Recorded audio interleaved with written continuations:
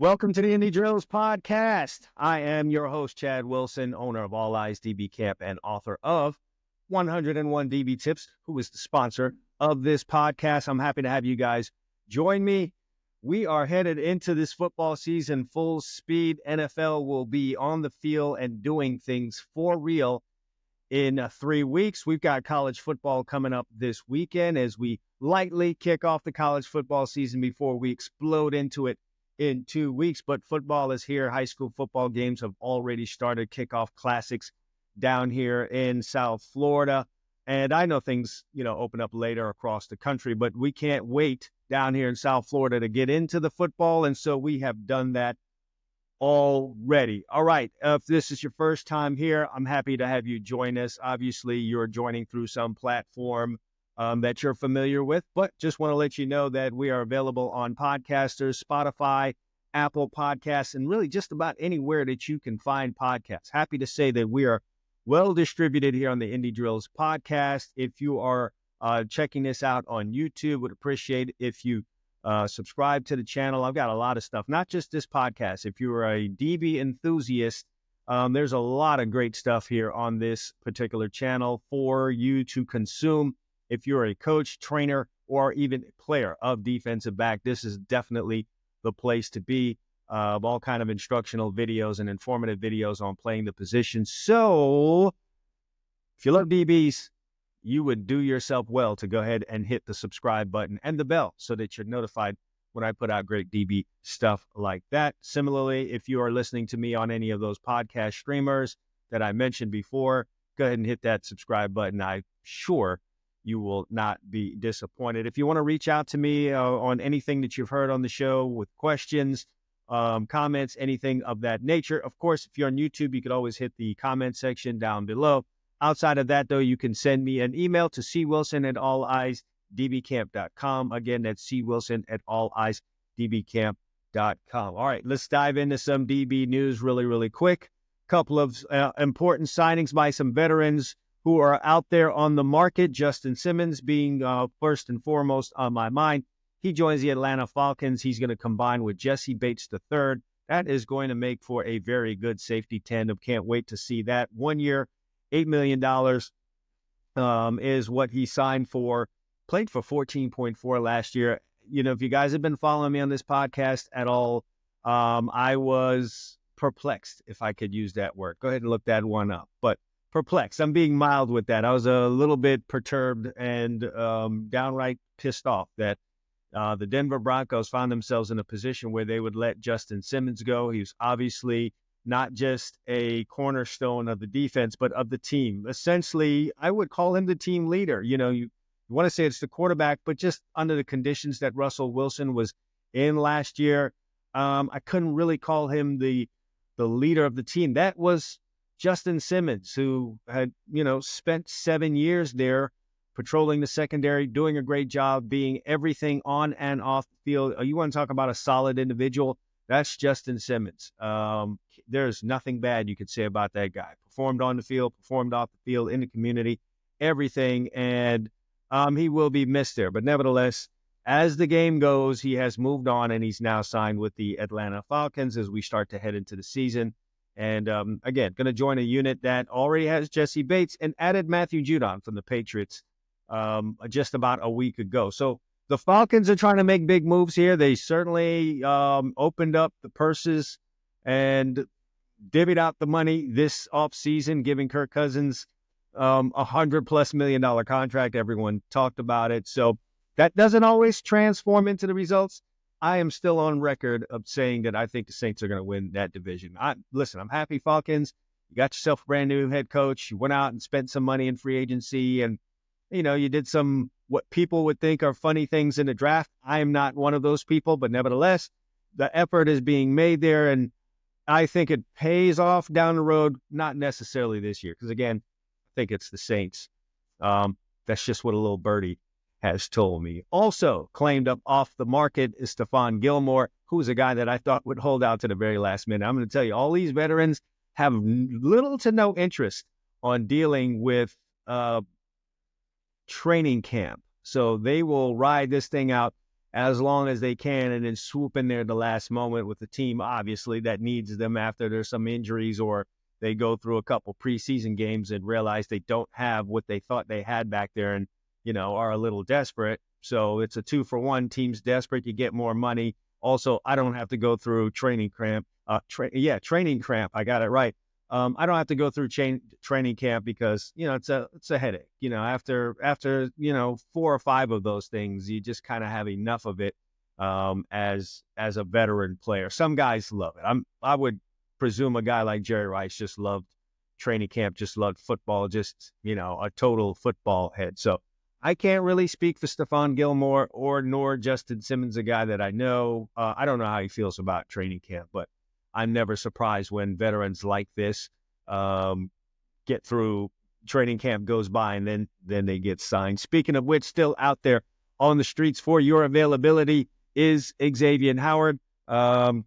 Person I know, going to be interested in seeing where he ends up. I've been seeing chatter for the Washington Commanders. I haven't really asked him. I don't get too deep into that with him when I see him.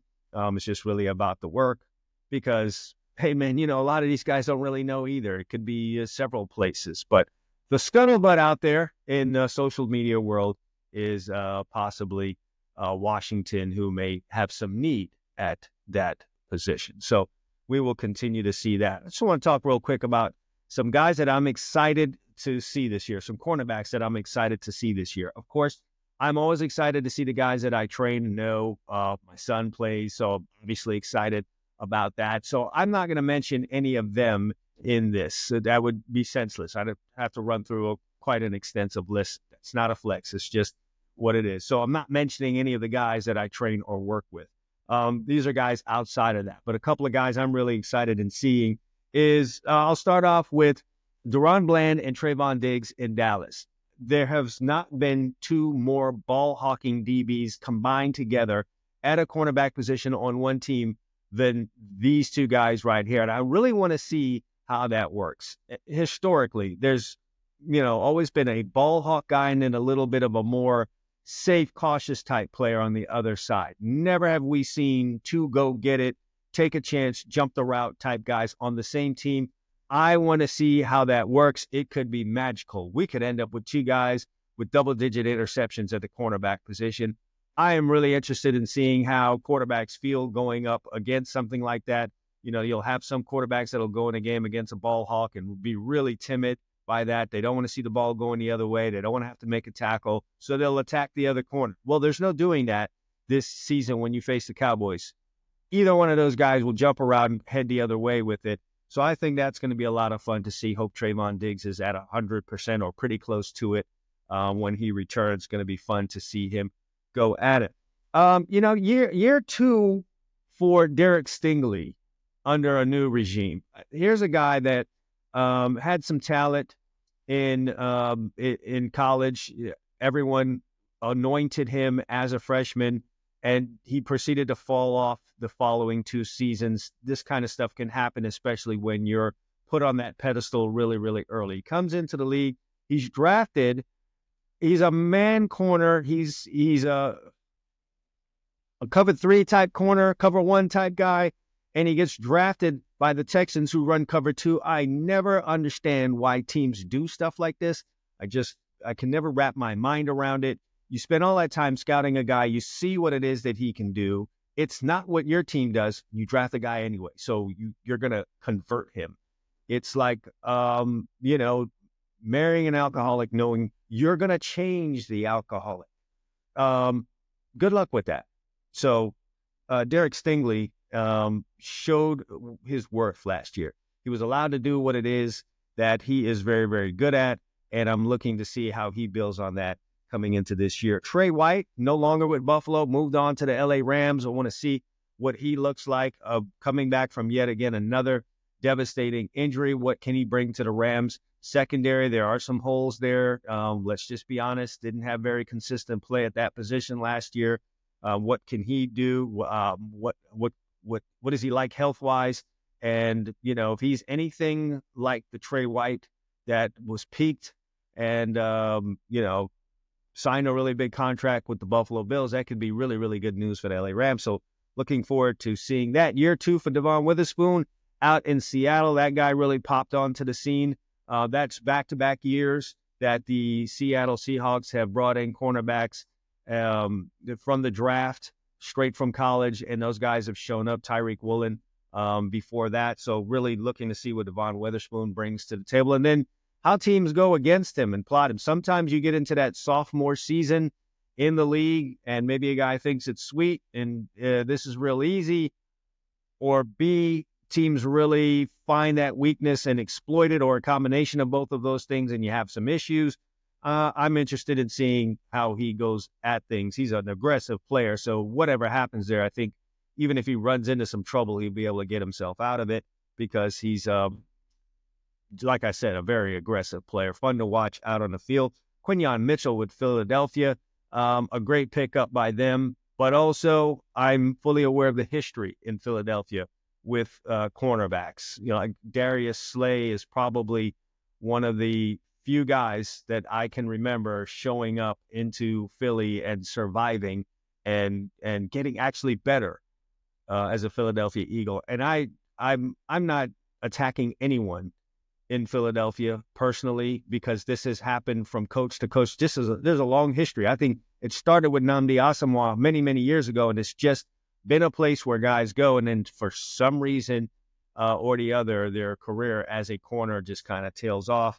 And like I said, Darius Slay, the only one to escape that. I want to see what happens there with Quinyon Mitchell, who is a guy that's very versatile. If they decide they want to be playing off, play a lot more zone, off man, that type of thing, he's a guy that could do that. They decide they want to press, as he showed in the Senior Bowl practices, he's a guy that can do that. So he might be a guy that can survive whatever it is that happens to cornerbacks in Philadelphia. I'm interested in seeing Darius Slay also on that team, as I mentioned, going into year 12.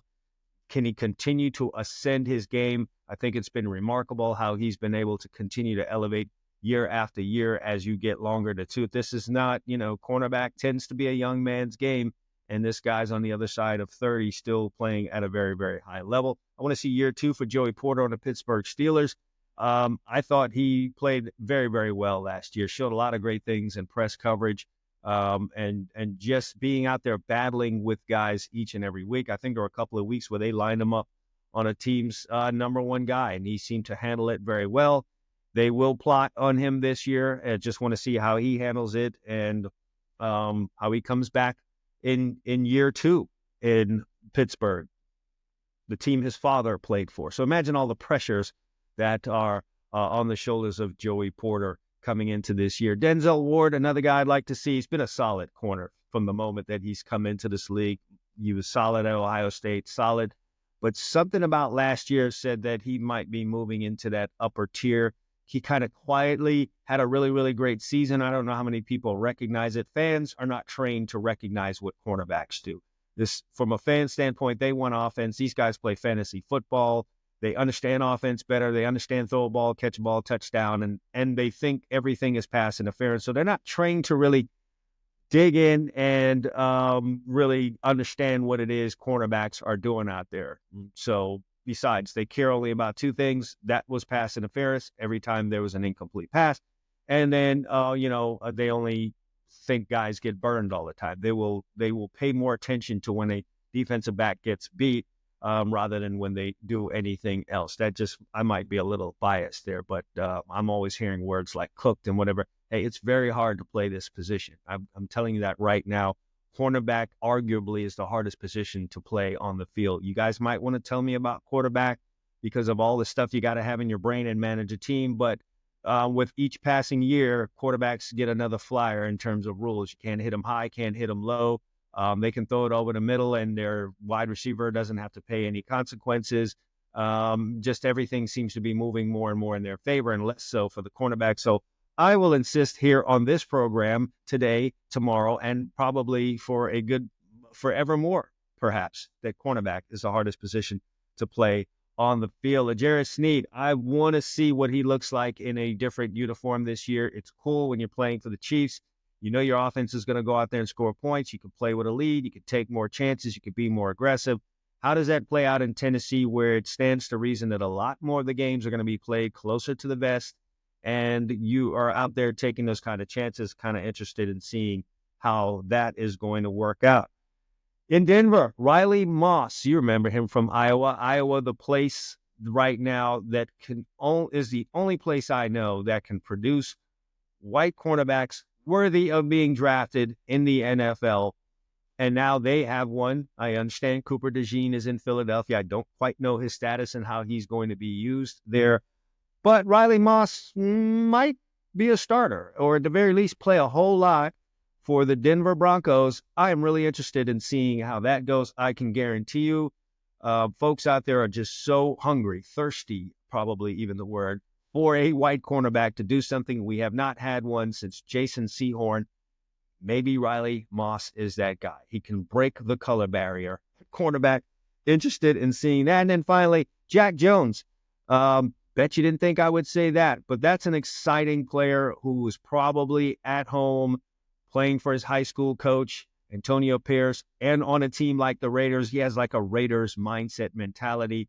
If you saw some of the plays that he made last year, if you just follow his whole aura, the play that he jumped, the screen pass that he jumped and intercepted and ran back for a pick six is very Jack Jones, very Southern California, very Los Angeles, and he's with this guy, Antonio Pierce. I want to see how he looks another year there. Very, very comfortable. So that's my list of guys that I am interested in seeing coming up this year outside of the guys that I train.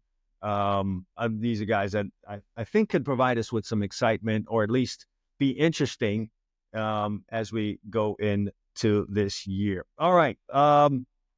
I want to talk a little bit about this. I got this question from a gentleman that went out to a practice and had this interesting question about cornerback play, and it does touch on something that, I have an opinion on, and I don't mind expressing it. And, I know quite a few coaches watch and listen to this podcast, so, perhaps this will garner some discussion. I'm always looking for that. So, Adam Williams says to me, in what type of situation would a corner have their behind turned towards the sideline, looking to the quarterback before the snap? Why would it be more beneficial than staying square in front of the receiver? I attended an open practice for Louisville today, and I noticed they did that a few times. All right. Well, first, to answer your question, Adam, first of all, thank you for the question. And for those of you out there that have questions like this, like I said at the top of the show, feel free to send me an email to cwilson@alliesdbcamp.com, or if you're watching on YouTube, the comment section is there for you down below. Go ahead, have at it, ask your questions, and I may read it on future podcasts here. Falling short of that, I will make an effort to answer each and every question that is sent to me. Getting back to the question at hand, though, there has been a movement over the last years. I would say a decade or so. I saw this starting to happen, and it's kind of gained a little bit more movement. First of all, I will say it's not really my thing. It's not something that I would do as a coach. Never did it as a coach. And if I was coaching right now, probably not something that I would do. You can call me old school. I prefer to have guys squared up. But the reason that this is done is that coaches feel that it gives the player a better perspective in terms of reading their number two read. And so in coverages like palms, where you could have a flat responsibility, or cover two, or things of that nature, where you're reading the number two or number three receiver on the inside, there are, a group of coaches out there that feel that gives them a better look at it.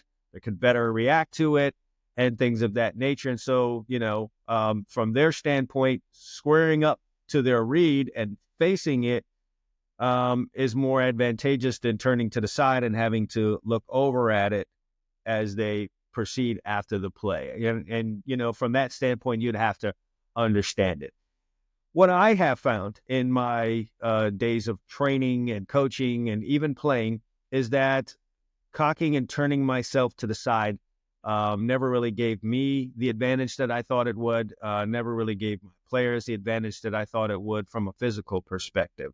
Me planning and driving inside on anything didn't happen any faster when I was turned sideways as opposed to squared up, believe it or not. And I've even run tests on this with guys that I've trained. And one of the best ways that I've done that is I have a drill called the FIFA drill. I don't know if any of you, if you follow me hard enough, you've seen me post it on Instagram or maybe on my Twitter account, DB Tips 101, by the way, for those of you who are interested in my Twitter account.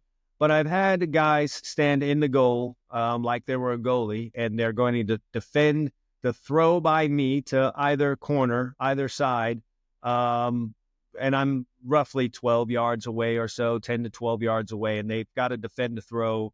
Basically, they're standing there, and the moment I turn my shoulder to the left or right, they react to it and try and stop the ball from going into the net. When I've turned guys sideways, okay, so rather than facing straight up like a goalie would in a game, turn sideways so they are absolutely facing one of the posts and they have their back to the other post. Even when they have done that, and I've thrown the ball to the side that they were facing, they did not get there any faster than when they were squared up. As a matter of fact, I would dare say they were slower getting to that post they were facing than when they were squared up. Whatever the reasons are for that, whatever the physics reasons are for that. Understand that if I threw the ball to the side they weren't facing, they were dead out of the water. They could not get there. All right. Now, when we're talking about a guy lined up, he's got his rear end to the sideline. There's less room behind him. So, coaches are less fearful of a ball being thrown behind the player who's turned with their rear end to the sideline because there's less space there. However, there are throws that will go there. There are fade routes. There are comebacks. There are stop routes that will happen in their blind spot and make it very difficult for them. So armed with, and I've done the experiment already knowing what was going to happen because I experienced this as a player, trying to turn sideways and thinking I'm going to get there faster and realizing I'm really not. Better off squared up so I can be equally as fast on both sides. And then also lining up with my outside foot up, I can still see my read. All right, I can still see my read. But I'm not here to die on this hill and fight with coaches who have perhaps in their mind or just in factuals experience something different by turning their guys sideways. All right. Perhaps they have been able to get a measure of an edge there. Maybe it has worked for certain players who were just struggling straight up. I'm always reverent to that stuff in practice because I'm not there in those practices. I've not experienced what these coaches have experienced. But to answer that question they feel the guys get a better read if they're just facing instead of looking over their shoulder. All right. I'm not from that school. Not something that I would do. If a guy is struggling with whether or not to do that, I would probably say otherwise I wouldn't do that.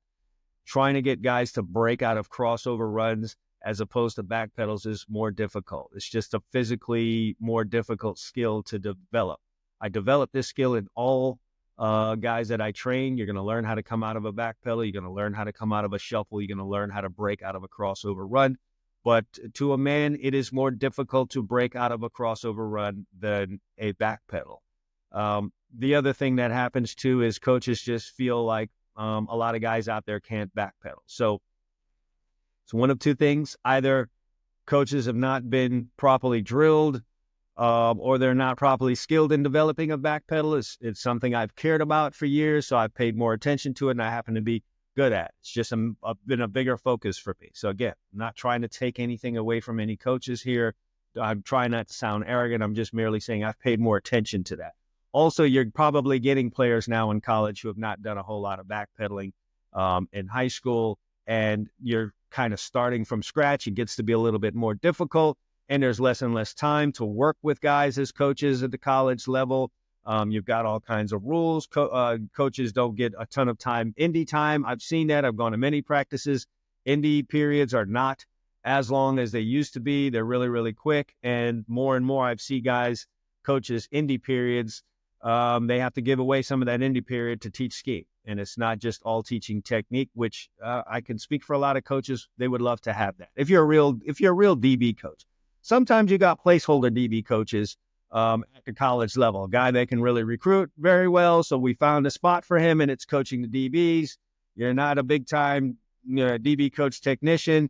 team decides that the defense coordinator will help you out there, you're on the roster as a coach because you know how to go into a kitchen and convince a player to come to you. That holds a lot of weight in coaching these days. So I know I've spit on a lot right here, told you a lot, but at the end of the day, that is the belief. They can see it better if they're turned to the side. If teams are doing it sometimes and not others, it can kind of be a giveaway as to what the coverage is. If sometimes you're squared up and then other times you're turned sideways, quarterback could look out there and be like, okay, they're playing palms. This guy might rob the flat. So I got to be on the lookout for that. So that's the other flip side of this. If you're going to do that, you're kind of going to want to have to do it all the time. So you never really give away the coverage. I mean, sometimes you just don't care, right? I've been that coach before where I got talent. I've seriously coached up the techniques. I don't care that you know what coverage I'm in. I've got one safety in the middle of the field. I've got my corners pressed up and I trust them in their technique. And I don't care that you know that it's cover one. There might be some coaches like that. They don't care for you. They don't care if you know what coverage they're in. So sometimes they'll turn a guy sideways and you'll know that it's palms or cover two or something else of that nature. You're trapping the flat. And then other times they'll be squared up and the offense will know that you're in, something other than those coverages. That's the way that it goes. So if you're a young coach out there and you're trying to figure things out, that's the reason why guys do this. If you are watching this as a coach and you have a reason other than what I have expressed here, which is guys get a better read or guys just aren't really good at backpedaling and you don't have the time or the wherewithal or the passion to coach them how to have an effective enough backpedal to work. Those are kind of the two reasons. If you've got a reason that falls outside of that, I'd love to hear it. Educate me on that. And, comment section is over, or you can send me that email to the email address that I was talking about, cwilson@alliesdbcamp.com. All right. So we've tackled that. Also received another question, which I don't have here to read, but essentially, gentleman was coaching at the lower levels, coaching a middle school team, now coaching freshman football at a high school. And he simply asked me, what are the 3 most important skills that my freshman defensive backs should have in their tool bag by the end of the year? All right. And I think this is a great question by a coach. He's not going into this saying they're going to knock this out and they're going to, I'm going to have this ready first game. The question just really suggests to me that this guy is interested in developing his defensive backs. He's probably looking at him in like a ball of clay right now, because he did send me this email a couple of days ago. So you've probably already had practices and he can see that there's some deficiencies there as you would expect when you are coaching freshman football players, unless you're at one of these powerhouses and you took these guys from some very well developed little league system locally. Chances are you've got guys out there playing football for the first time or guys playing defensive back for the first time, and you've got to mold them. And I thought it was a great question because this guy is looking for the development of his players, and I always love to hear that. So my response to that is this, and it could get a little boring for your players, but they must master these things before they move on. Number 1, I already touched on it in the last segment, a back pedal. All right. Let's not stress out these college coaches at the next level and stress out the player when they can't, stay in a pedal long. You get taken advantage of. If you can't pedal, whether you're a safety or a corner, if you can't pedal for any amount of time, you don't trust it, you are just going to turn and open up your blind spot for attack. Plain and simple. Same thing if you're a safety who plays on the hash of the post the whole time. If you've got to open up because you don't trust your back pedal, you have exposed your backside to a throw by the quarterback, which would now require you to make a full speed turn, something I don't love, or make a hip flip, which is far more difficult than staying square and then opening up and running. So number 1 is a back pedal. This would include a weave, all right? For you young coaches and players out there that don't understand what a weave is a back pedal that you are going to execute when a player is stemming you in a route. Okay, so let's say this is a receiver. You're lined up here in front of him, and instead of him running straight into his route, he's taking you inside, and you, as the DB, will weave and keep your shoulders square, as opposed to having to turn sideways to cover the route. That's a weave. You're moving like this with your shoulders square. Plenty of videos on my YouTube channel talking about a weave, how to execute it. And of course, I go really, really in depth in my All Eyes DB Camp members area about executing a weave to perfection, when to use it, how to use it, and how to get really, really good at it. Again, that's another thing that you guys should join. All right. So there'll be a link in the description to this show talking about the All Eyes DB Camp members area. But all right, so it's a backpedal and a weave. That's number one. Number two is guys have got to be able to come out of their breaks, come out of their backpedal with efficiency, and not have to take 2 and 3 extra steps, or not have their weight rocking back and now they're stuck coming out of that backpedal. You've got to be able to backpedal, see the read, whether it's the receiver breaking or the quarterback turning his shoulders to make a throw, get your foot in the ground, plant, replace, get out super quick, and get to the football. If you're not efficient out of your breaks, you're just going to be a tackler as a DB. You're just not going to get your hands on very many footballs. Won't be a whole bunch of pass breakups. There won't be a whole bunch of interceptions for you unless you've got absolutely out of this world anticipation skills. And even still, you still have to match the physical skill to the anticipation skills to get your hands on the football. Quarterbacks and receivers have gotten so efficient in what they do out there these days. Passing attacks have gotten so much better. They can get that ball out really, really fast. And, if you're suffering coming out of your breaks, it's just not, you're going to be frustrated. You're just going to make a whole lot of tackles. And, it's good if you can tackle, but we want to get our hands on the football. So being able to come out of a backpedal, also being able to come out of a crossover run, because as we spoke about, a lot of guys aren't backpedaling anymore. So when you're in that crossover run, also known as the side run, where you open up, it's being able to come out of that situation and make breaks on the football and get to the football. Like I said, whether it's a pass breakup or an interception, you've got to be good at that. All right. So if you're shooting for something that you want your players to be really good at by the end of the season, or even midway through the season, depending on what level you're coaching at, definitely one of the top 3 skills that you need to get them nailed down on. And then the final thing is kids got to be really good at a crossover run, which includes flipping their hips. All right. There are so many situations out on the field where you're going to end up having to flip your hips, whether you're a cornerback covering a receiver that's running at you and he flips and tries to go to your blind side. You want to be able to execute a hip flip so you don't have to take your eyes off of the guy. The natural reaction for a lot of defensive backs is to do a speed turn, which requires you to take your head, turn it away from the receiver, and spin your head to the other side. Savvy route runners will take advantage of that. They'll falsely attack your backside. You spin your head around for the speed turn, and then they go back inside. Not only do they end up catching the football, they have a tremendous amount of space afterwards. They will lose you. Really good route runners, like an Antonio Brown in his prime, will lose you if you're a speed turner. Also, as a safety, as I talked about it before, if you're a guy that cannot flip his hips when the read changes, when the routes change coming at you, or when the quarterback changes his looking point, and you're trying to make a read, if you've got a speed turn all the time, that's really, really bad news. Sometimes as a safety, you're 10 to 12 yards off of a guy that's running at you. It'd be nice to be able to backpedal, open, and then hip flip if the guy changes the direction. If it's a speed turn every time, again, with so much space to the inside and the outside when you're covering as a safety, you can really get taken advantage of. So that's another skill guys need to learn. They need to learn how to effectively crossover run and hip flip. It's one of the things that they're going to do constantly in a football game. Matter of fact, all 3 of the things that I named there are things that you are going to do repeatedly over and over and over in a football game. A lot of guys want to jump into all of these advanced drills and things of all kind of wild things. Hey, man, these are the things you're going to do the most on the football field. Master those things, nail those things down.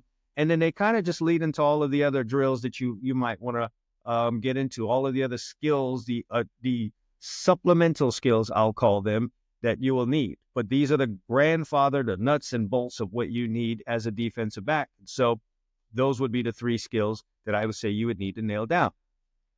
I would say, obviously, for someone coaching freshman football with a bunch of guys that are new to it, you're probably not going to press a whole lot, but it would be nice to be able to start introducing guys to that. And during the course of doing it, you may find out some of the guys are really, really good at it. So as a bonus skill that I would say your guys need to have by the end of that freshman season, if you're coaching at this level or if you're coaching at the youth level, is they've got to develop a really nice kick slide. Okay, it is super important for guys to be able to move laterally in press, just like it's important for them to be able to move laterally when they're playing off the ball. That's why I said they need a weave to go along with the back pedal. So same thing in press. If left unchecked, if you didn't really coach guys and you put them up there to press, the moment a receiver runs off the line of scrimmage, they're going to open, turn, run sideways, and everything's going to be a track meet, and they will just get outmaneuvered. If consistently a guy just opens the gate, turns sideways when a guy leaves, in this day and age, guys will get taken advantage of. This would work when I was in high school. Matter of fact, I did not know a whole ton about playing defensive back when I was in high school. So I would start off in press coverage, turn sideways, like, hey, let's go run. I can run. I don't think you can outrun me. Let's just take off and run. Well, the routes were a little vanilla in high school. You'd get a fade, you'd get a slant, and maybe a guy curled, you know. You'd have to have a lot of courage to throw out routes against any type of an athlete when I was playing in high school. But nowadays, that just being turning sideways, whether it's right away, certainly not doing anything looking like what I did in high school, or lining head up, and the moment a guy leaves, you turn sideways, that's just not going to be the move for you at all. So you've got to teach these guys how to kick slide. Again, I have videos on that on my YouTube, and I go much more in depth into it in the All Eyes DB Camp members area. But a kick slide, if you've ever seen a left tackle trying to protect the quarterback from a defensive end's rush, you've seen a kick slide, okay? You want to be able to develop that. Guys have got to be able to move laterally at a 45-degree angle and do so with a certain amount of proficiency, and they've got to do it enough to be comfortable, because as much as you might start teaching it to them, it's going to take a while for them to feel comfortable moving in a kick slide while a guy is trying to run full speed. The inclination is going to be to open and run. But if you can school them enough on it, get them to do it enough, get them to feel confident enough in it, it is a major tool. Guys that can kick slide tend to win a whole lot more in their press coverage. If you get them to kick slide and then be able to plant and kick slide back the other direction when the receiver tries to change direction, well, then now you've got guys that can really, really win in press. So that's a bonus skill that I would say you would need to have developed, for your guys after a freshman year. Same for anyone that's coaching DBs, at a middle school, junior high level. I know in some places you've got junior high football, not really a thing down here in South Florida, but you guys in Texas really, really get some great coaching, and you guys really get after it at that level in other parts of the country. So if you're coaching at that level and you've been given the DBs and you want to get the most out of those guys, you want to at least say when the year is over, you taught those guys something, they're developed and they're ready for that, they're better going to that next level after dealing with me. Those are three things that I would definitely say would be, big things for them to learn in that first year. And by laying that groundwork and you instill in them that for as long as you continue to play this position, you've got to continue to work these core of skills right here. Even when you get a little more advanced and you start reaching out into other things, always remain in touch with these skills right here. You've got a guy that could probably play for a long time. All other things considered, injuries, their ability to study, and their passion for the game, you've got a guy that could play a whole long time. So these are really some key things that I would say they need to know. All right. Appreciate the question. That one came from Corey Scott. I appreciate it, Corey. And good luck to you this season with that freshman team. I want to see a bunch of ballers out there, future ball hawks from your team out there. And I feel pretty good that you're going to do a good job developing guys. I could just see where your heart is at, and that usually doesn't betray you. All right. Time for us to move into our main topic on the show today. And it's definitely, something that is very, very important. And I'm talking to the safeties. A lot of times, I'll talk to the corners here, but safeties, you have a very, very hard job. And I'm going to show you how you can get even more out of your production at the safety position if you're willing to put in the work. And what really spearheaded this for me is I saw the interview that, and some of y'all may remember it, with Davante Adams, where he's discussing what he does at the line of scrimmage, how he scans the DB, so he's looking for all kind of clues in the way that the DB is lined up in press coverage. Everything from his feet to where his hands are, what his eyes are doing, shoulders, everything. He says that he, like the Terminator, scans them for all types of data. And that's cool. It makes for a really great interview. And they had all kinds of graphics and everything else on it, and this was from a few years ago. I think it's right when Davante was leaving Green Bay and coming to the Raiders. So he might have been a little full of himself at that time, and rightfully so. He was killing it in Green Bay. He was, they were calling him the best in the league at the time. But I took something from that. As a safety in the post or on the hash, you have the unique vantage point of being able to see the entire offense. Okay. No one else on the defense has that vantage point. Your linebacker is in the box and he can really see clearly from tackle to tackle. But once it gets outside on the edges, his vision there is a little bit murky. The corners are seeing, their side of the field, and they can kind of guess at what's happening over there, but they're not really seeing it. You as a safety, you really have that Madden view, okay? You're seeing the entire offense, and it would be a shame for you to have that kind of vantage point on the field and not take full advantage of it. As the deepest man on the field, you can take clues from anyone. Like Davante Adams, you should be scanning that formation and determine the number of possibilities for the offense. Like a lot of young safeties will take their spot on the field.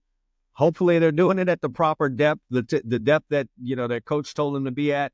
And they'll sit there and just wait for something to happen. They're just ready to react to everything. That puts you a step behind. When you're playing the right way, you're anticipating the moves by the offense. You're not just sitting there reacting to everything. Every now and then they might fool you, but you're anticipating things instead of being caught on your heels and just reacting to everything. Anticipation is the byproduct of film study, all right? And this is one of the hardest things for the young guys because there's, a whole bunch of other things that you would rather be doing than studying film. But if you get into a routine of studying film and you start getting into those games and you start making plays and you start making interceptions and everyone's happy and people are shaking your hand and patting you on the back and girls are looking at you different, you will realize that film study is the key to a lot of great things for you. The film study, though, must translate to your on-field performance. Now, to do that, you must take careful note of what is happening in front of you from that great Madden viewpoint that you have back there at safety. So like Davante Adams, you should be putting on your Terminator mask and scanning the enemy, which is the offense, as they line up. How many backs do they have in the backfield? Where's the tight end? Checking the splits by the wide receivers. What do those mean? Furthermore, as a safety, you should be reading the uncovered linemen. I'm telling you, those big guys have a hard time moving sometimes. So they will cheat. They will cheat in their stance. They'll cheat where their hand is lined up. They do a lot of things to cheat on where they're going because, hey, man, they're big guys, right? And they don't just move as fluidly as everyone else. They don't move as fluidly as you and your cornerback friends in the secondary move. So those guys are most likely to cheat in their stances because they've got to get going. So reading the uncovered lineman is a little bit of a cheat code if you do enough studying on film to see what the various stances mean. That hand way out in front of the lineman means they're charging straight ahead. It's a run play. They start bringing that hand back in closer to their legs. That means they've got to fall back and pop up, all right? Very few linemen will put their hand pretty close to their legs in their stance and sit their weight down if they've got to fire out straight ahead on a run play. It's little simple things like that. That's just one of the things. You may notice something else. A guy may be leaning to the left or leaning to the right or has his head turned to the right or sets his feet differently. That's what continuous film study, will show you. So that's definitely going to help you. The quarterback is doing this same thing. So before you say, oh, I'm just a young guy, this is too much for me to do, Man, the quarterback is doing that. You ever notice how the quarterback comes up to the line of scrimmage and he's looking left, he's looking right, he takes a look at the lineman. Some of these quarterbacks are calling out protections early now. They're certainly trying to get an idea of what's happening in the secondary, what potential rotation there might be. Is this man, is this a zone blitz? They're doing that to you. So, I mean, if the quarterback is doing it for the offense, who's the quarterback of the defense? It's you, the free safety, with the Madden view back there, or the strong safety if you're playing two high safeties, whichever one of you are back there and has that viewpoint. You guys are the guys. You need to put your Terminator mask on. So you guys should use your eyes to scan that entire offense and collect as much data as possible. And you can start with that, canceling out the possible plays that would come. All right, teams have a pretty big playbook. If you've watched film, you can see that they've got all types of plays. But now if you come up and you notice a few things, you can start eliminating some plays. Hey, they can't run that play from, those wide receiver splits right there. Oh, look at the linemen. All right. I'm seeing that they're ready to set back and pass drop.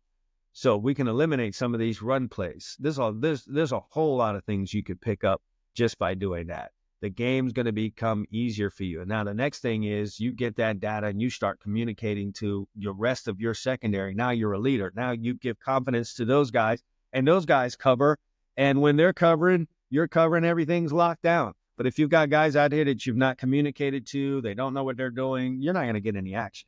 Who's going to get the action? That cornerback out there that's not lined up right or just can't cover. He's going to get all the action. And it's not going to be good action because he's going to get beat and you're going to be chasing guys down and making tackles. But if he's covering and that guy's covering, well, now you've got a chance to get some action and to make some plays. There's nothing worse than having a weak link on the defense that a team keeps attacking and, doesn't allow you to get in on the action and make plays. Or at least you're doing it after the fact. You've got to arrive on the scene late and make a tackle after they've had a sizable gain.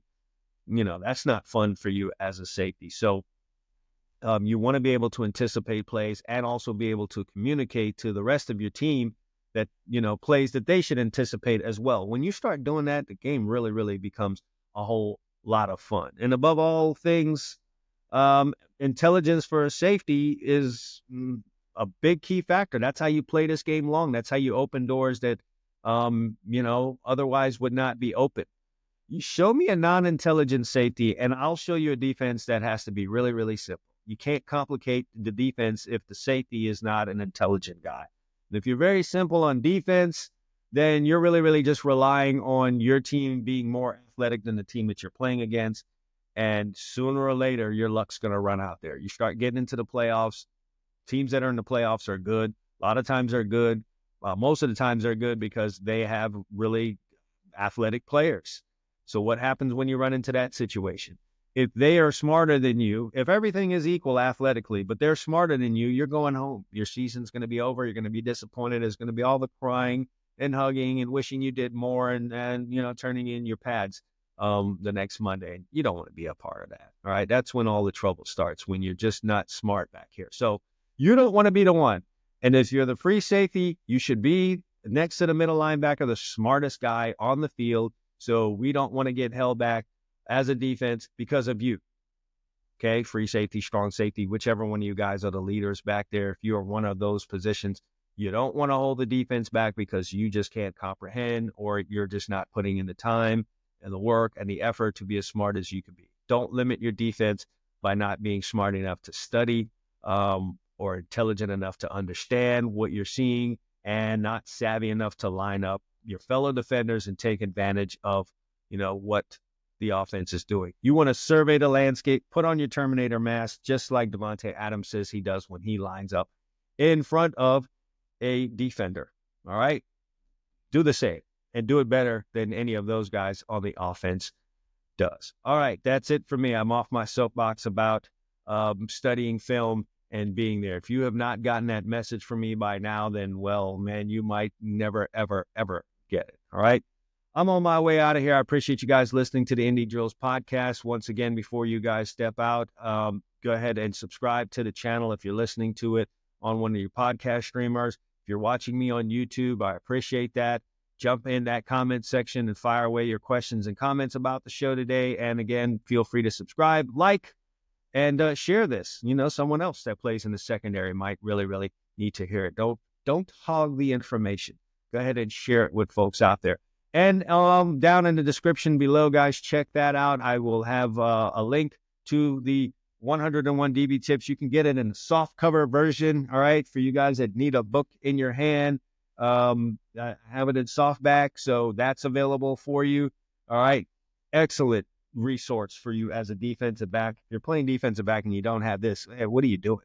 What are you doing? Also have it in ebook. So if you order it by ebook, gets delivered to you right away. You can keep it right there on your iPad, phone, whatever the case may be. A lot of people access their books that way. So both softcover and ebook available for you. Also, the All Eyes DB Camp members area, over 200 videos in there discussing coverages, tips, techniques, workouts, all types of drills and things of that nature. And they're a combination of these two things, and you're unstoppable. All right. You're just really unstoppable. You're on your way. You're maxing out if you've got both of these things. So the links will be in the description for you down there below. You could be one of the many who have gotten this. I've sold a lot of these books, by the way. All right. I'm going to just pat myself on the back. I've sold quite a few of these. And if you don't have it, then man, how are you going to compete?